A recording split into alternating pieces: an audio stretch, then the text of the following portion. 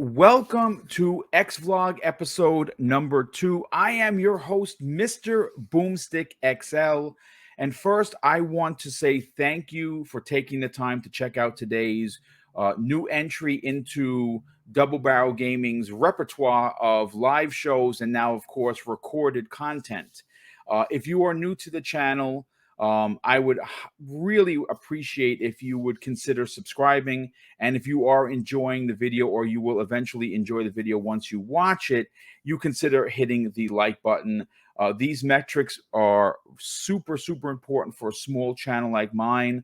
I am just past 9,100 subscribers.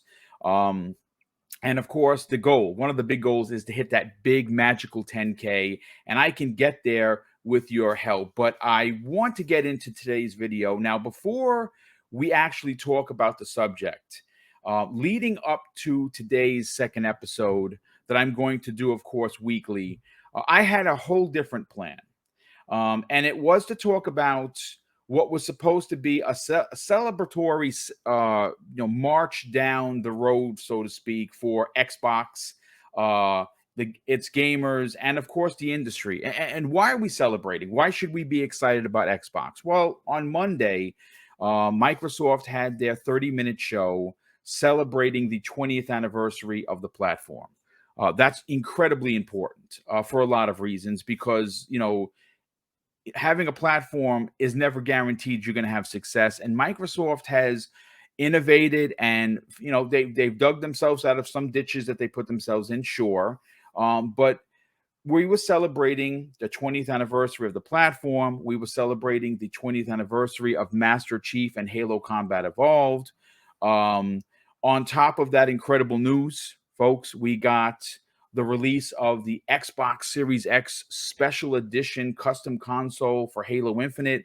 We also got the 20th anniversary clear controller for the Xbox Series X and S. And on top of that, we got a new Halo Infinite Elite that is just gorgeous. I was able to get my hands on that. My console is coming. It's going to get here late. Unfortunately, there was a hang up with Walmart getting the supplies, but that's fine.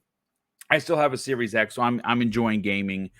And if that news wasn't enough for you, if that news was you needed more, you had the announcement that 76 new games were headed over to backwards compatibility, the biggest in the service's history. Some really big ones in there. The Max Payne series is in there. The Fear series is in there. A lot of stuff to get excited about if you enjoy going back to some of these games or experiencing some of these games for the first time. And if that wasn't enough, folks, we had confirmation that Forza Horizon 5, which you see on your screen, surpassed 9 million players in 7 days. Do you understand how bonkers that is for a quote-unquote racing game? But if that wasn't enough for you, and you wanted one last cherry on top of this banana boat sundae that's going to be Willy Wonka sized, we're playing Halo Infinite, folks. I mean, holy cow. We're playing Halo Infinite, and it's glorious. And that launched in beta. That was the big announcement at the end of the 30-minute event. That was 343's big surprise. It kind of leaked a little bit, but I was still super. I mean, if you watched yesterday's show, where on Monday's show, I should say, I was yelling like a kid. It just was so much fun. And with all that good news, like, Xbox gamers should be on cloud 9, right? Like, we should be floating above the clouds because there's just so much good news. But folks, that's not what we're here to talk about today. We are here to discuss openly, prospectively, of course, how this magnificent piece of artwork known as Forza Horizon 5 by Playground Games was snubbed at the Game Awards in the category of Game of the Year. Now, they were nominated in 3 other categories. So let me just read that out for you. They're nominated for Best Sports and Racing. Not a surprise. That's a crummy category, but whatever, fine. Best Audio Design. I agree 100%. And the last one was Innovation in Accessibility. And that is also one that it deserves to win, simply because the way the options that you have as a player is just bananas. But the one area where it got snubbed, where I think it sends a real bad message to Playground Games, to Xbox, to the industry, to the gamers that support this game, is that Game of the Year once again has eluded a major Xbox exclusive franchise. And here's the thing. Xbox/Bethesda has a total of 20 nominations for the Game Awards. Now, there are a lot of people out there that will say, they're going to be in the comment section, I know it. Hey, Boom, it's 20 nominations. Geoff Keighley doesn't hate Xbox. Now, I'm not one of these people that suggest that. Look, let me get this clear right now, okay? I not only enjoy the Game Awards, I respect the absolute S out of Geoff Keighley. I understand he has a lot of people that dislike him because he wears his love for PlayStation on his right sleeve for everyone to see. That's fine. I don't have a problem with that. Like what you like, love what you love, no problem, right? It's when there are things done that make any gamer, I don't care what platform you're on, scratch your head. Now, I have some notes in front of me. Normally, this is supposed to be shot from the hip, but there is a lot to cover. This is probably going to be a 15 or 20-minute video. I hope that you like it. I hope you enjoy the gameplay. You're going to see me trying to 3-star the red lights, which I did a lot of. I'm trying to kind of get them all done. You'll see that in the background. But I got to bring up a stat. And here's the thing. Metacritic gets a lot of flack, and they have from me, because I think that the way it's done is too loosey-goosey. And what I mean by that is anyone that has Joe and John's Gamerville could go up there and throw up a 2 out of 10 for a game because they're biased, right? I like the way the movies do it, where if you're going to be a reviewer, if you're going to be a critic, and you want to be if you want to be recognized, not represented, recognized properly, you got to show the receipts, right? They take pictures of their tickets. And I don't know how Metacritic would do it, but they actually dropped something pretty interesting. And this is what Metacritic did. Now, this saved me a lot of work. I'm going to be completely honest with you. Now, here are your 6 nominees. And like I said, the first one is Deathloop, and that's at an 88 Metacritic. It Takes Two is an 88 Metacritic. Metroid Dread for the Nintendo Switch, 88 Metacritic. Followed by Ratchet and Clank Rift Apart, 88 Metacritic. Psychonauts 2 from Double Fine, of course, that's a multi-plat, but they're owned by Xbox, Microsoft. It sits at an 87. And filling out the list at the bottom of it is Resident Evil Village, that sits at an 84. Now, the reason why I wanted to bring these 6 nominees into the conversation is for what I actually said to Geoff Keighley directly. Now, I'm going to say, if you are displeased with this, I strongly suggest that you put it out there on the socials. If you have a Twitter account, go talk to Geoff Keighley. Let him know that you're disappointed.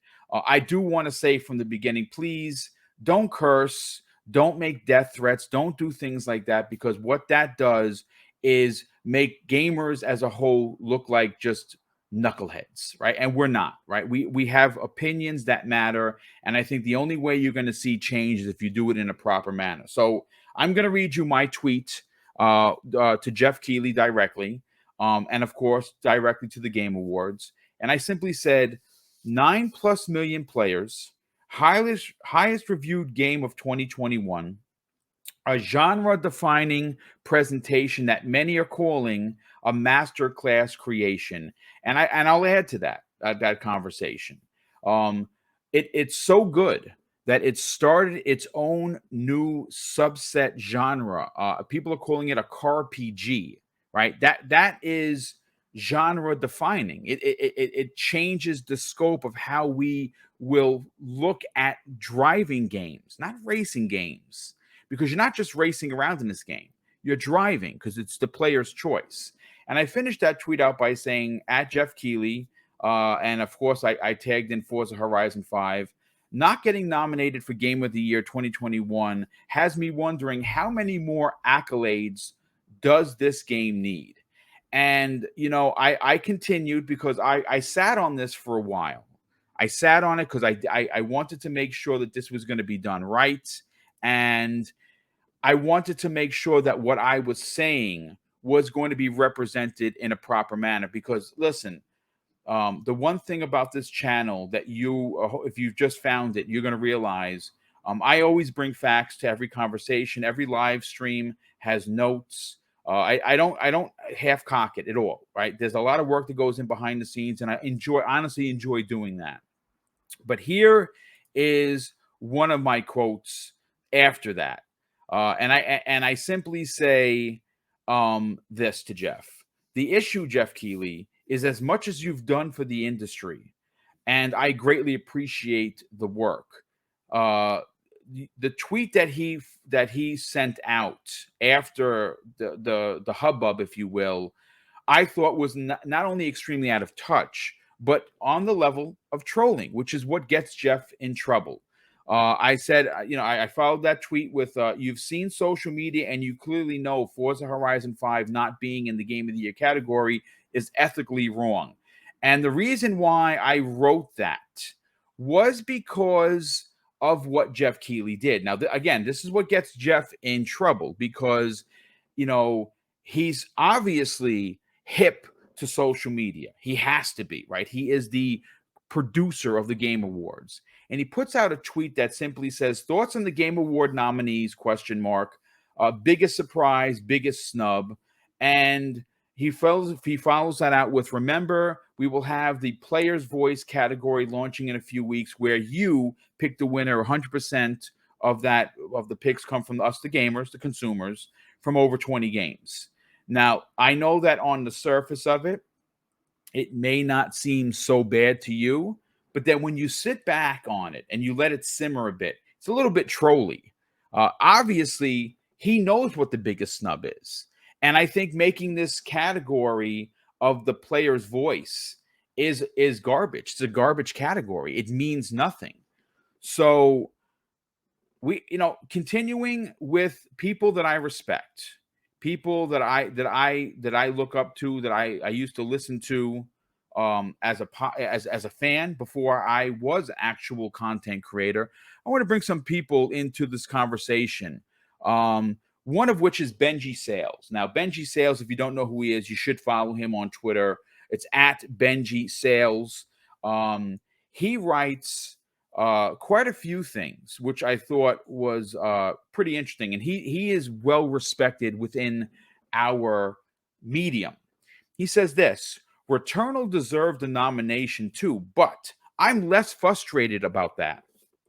Main issue that makes the Forza snub egregious is that it literally is the best reviewed game of 2021 and feels like it was left out over genre gatekeeping, right? And of course, I'm going to continue. Rand Althor, friend of this community. I'm sure if you listen to me, you probably listened to Rand. This is what Rand had to say on Twitter right after the announcement. As expected, Forza Horizon 5 got robbed by the Game Awards. Highest rated game of the year and 9 million players in a week, I guess, just isn't good enough. And the wrong PlayStation exclusive got nominated. Returnal is so much better than Ratchet. The rest of the list is solid, though. And of course, Jez Corden, obviously, who is his best bud, friend to a lot of people in this community, obviously the voice of Windows Central Gaming, or one of the voices, wrote very simply, players' voices matters more than a journalist's voice. And considering that he's a journalist, well, that's actually saying something. So we're, I don't know, 10, 15 minutes into this video already. Where do we go from here? You know, there are two people that I work with on a weekly basis that had some incredible things to say, both on the podcast, on the Xbox Factor podcast, and I'm talking about Pong Soul, who is one of the voices of the podcast on Saturdays, Living Split Screen. If you enjoy my work, you should please get out there and support him. The podcast is amazing. He had so many incredible points to say, but one of the points, and I agree 1000%, is that the Game Awards, at least the Game of the Year category, has a stigma to it. A stigma to it that is going to continue now, right? And he said, and I agree, and I will paraphrase, that this was an opportunity for Geoff Keighley and the Game Awards to buck that, to change the narrative. The narrative as it stands is that it's a Sony PlayStation show, right? And Geoff has put himself in that position. This isn't just fanboys, you know, being upset because their favorite Xbox game wasn't nominated. That's not what's going on here, folks. That what's going on here is a legitimate complaint. And unfortunately, these games are picked by an Illuminati level secret panel, right? Of who he will not disclose who they are. And talking with several people in the background, about the situation, I think we've all come to a consensus that there are two genres that will never ever be in the game of the year category, because this, again, Illuminati level board doesn't like them. Racing is one of them, or driving, and the other one is first person shooters, right? You'll never see them in there.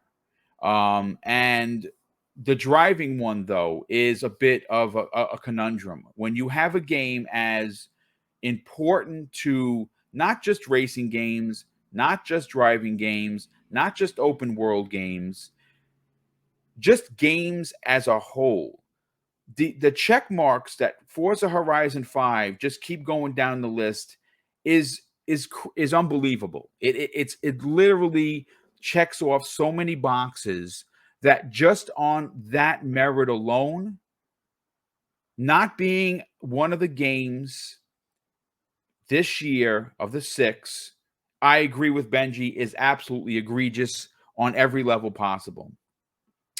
But there's something else I want to bring into the conversation that again, this is just my personal opinion. I don't know if this is true. I have no proof of this. But you gotta wonder if these games, because every one of these games came out a while ago, they had some space to breathe. Every one of these nominated games.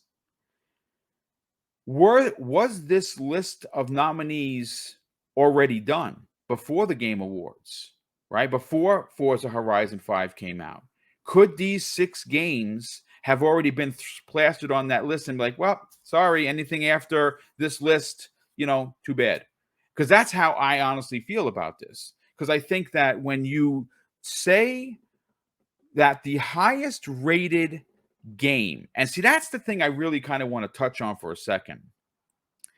These are the Game Awards. And I say the word game, and I want it to be spelled out G-A-M-E, right? What is a game? Well, game is a game. And I'm under the impression and the belief that a game is a game is a game, right?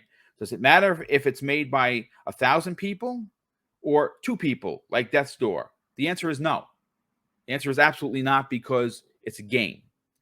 And when you look at the game Forza Horizon 5 not being on this list, being snubbed, it is it sends a terrible message to Playground Games, sends a terrible message to the industry, sends a terrible message to what many people will now look upon as the Game Awards as not being legitimate. It loses its legitimacy by making these blunder public moves. I know that there's, some people are going to say, well, boom, it's picked by, this independent group of Illuminati members. Well, there's a problem with that. We don't know if that's true. I don't know who these members are. He's not going to tell. Who are these journalists? Do they like driving games? I don't know, because obviously, if this game is not in there, they am I saying they're biased towards Xbox? No. Could that be a possibility? Sure. But we have to sit back and we have to ask these questions. We have to ask these questions. And the other gentleman I had a conversation with for over an hour, who was not only visibly upset, but vocally upset, was Kay Asante of the Gaming Circle podcast on Saturday mornings. It just so happens that both Pong Soul and Kay Asante have shows at 10 a.m.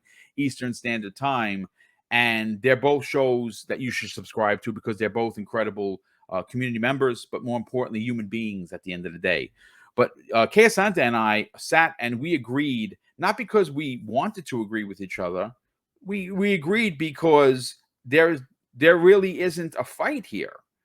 It's hard to argue the point that this game doesn't deserve that. Now, what could they do to fix it? I honestly don't know. Do they make a 7th category? Because I could have sworn that there were more entries than just 6. Maybe they cut it down. Maybe I'm mistaken. I honestly don't know. But the only way that this gets changed is if we're vocal about it, and we're vocal about it in a proper manner, meaning that we are going to talk about it, and we're not going to curse and scream and make death threats or anything, ridiculous like that, because change is never going to happen when you do that. You got to do it the right way. I mean, listen, I'm already 20 plus minutes into this video, or at least almost at 20 minutes. And I don't want to rant. This isn't a rant. This is me as a gamer who, as you saw on the screen early on, hit a level 106. I've spent a significant amount of hours playing this game. And what's interesting and what's amazing about this racing game is that even though I'm playing Halo Infinite and I'm loving it, I keep thinking about this game, that even though I've gotten so far, I've gotten to the Hall of Fame, I got 130 plus cars unlocked. I've done every stunt. I've 3-starred every stunt. I'm trying to 3-star every camera. I still want to keep playing. And what is, I think, frustrating is when you hear people and gamers that normally don't play racing games because it's just not their genre they enjoy, and that's perfectly fine. But when you hear the general gamer, and the consensus is, I never played a Forza game and I can't stop playing this, it is amazing. That says what we have in front of us is genre defining, right? Genre defining. It's industry moving. What do I mean by that? It's moving the industry forward on how we look at open world driving games.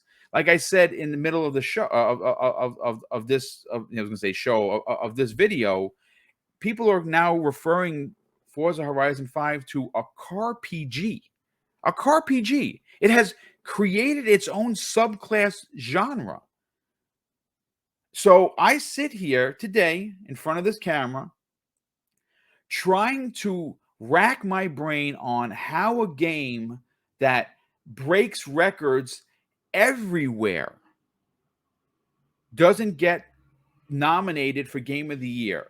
And the Game Awards, I know that we're going to have plenty more awards from. There are so many websites out there that are going to give this game the game, their personal game of the year award, whether that's IGN, whether that's GameSpot, whether that's VGC, whether that's Game Rant. There's tons of them, and there's a lot of them that I enjoy. Watching their stuff. I like more of the independent ones, like VGC and Game Rant. I do really enjoy their work over there. But the Game Awards is supposed to be the quote unquote Oscars of gaming, right? The Oscars of the gaming verse. And this kind of shenanigans, because that's all you can call it, it's just shenanigans, is what makes people feel that it'll never get there. This is a monster step back for the Game Awards. This is a huge egg on the face for Geoff Keighley personally and professionally.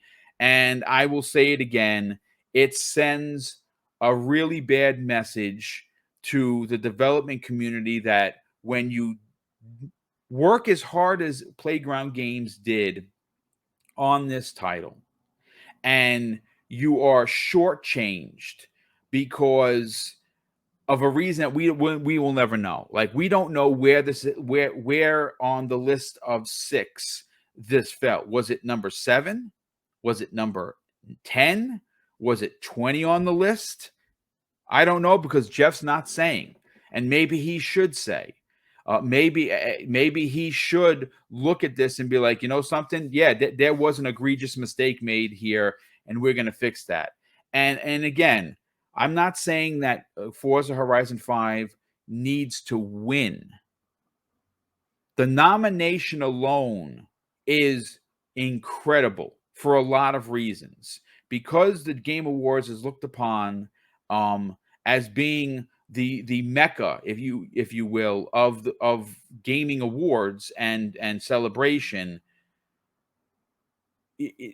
Something has to happen, and I don't know if he needs to come out and publicly apologize for this blunder, if he needs to fix it by adding Forza Horizon 5, because the people are asking for it. We're asking for this to happen. Geoff's not going to watch this video, and that's fine, because I'm a peanut in the big industry that we know is gaming. But if you enjoyed this video, if you enjoyed me being as real as I could possibly be, I ask that you hit the like button. Please, by all means, consider sharing this on social media. And if you're not already subscribed, please subscribe to the channel. It would mean the world to me to hit that 10,000 subs. This new video series is something that you folks have been asking for, and I wanted to deliver. So this is MrBooMStick signing off for X-Vlog episode number 2. Enjoy the rest of your day, and we'll see you in the next video.